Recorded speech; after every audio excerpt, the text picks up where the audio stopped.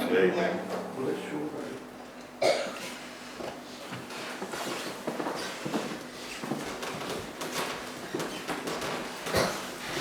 There's a song I've been listening to recently about the prodigal son.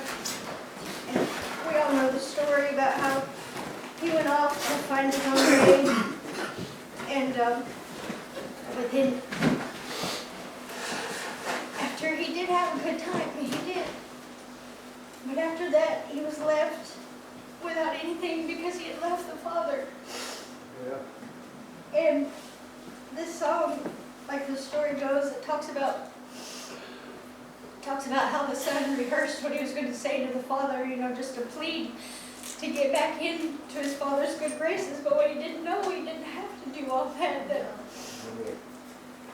And the song says, after it talks about everything that the son was rehearsing to say, Lord Father, I'll just be a servant, I don't need any special treatment. I'll be a servant. I don't need to be your son anymore. I just want to be back in your presence and in your house. And the song said, but I never reached the gate. Because the father was waiting for him. He didn't have to go in and plead and beg to be brought back into the father's house. It said, I never reached the gate. And it said that the years of wasted living were redeemed in just one embrace from the Father. Amen. All the son had to do was come home. Yeah, And that's true. the Father was waiting for him, and he didn't have to do anything. He was loved and forgiven, Amen. and not received as a servant. He was received as a son, Amen. his rightful place.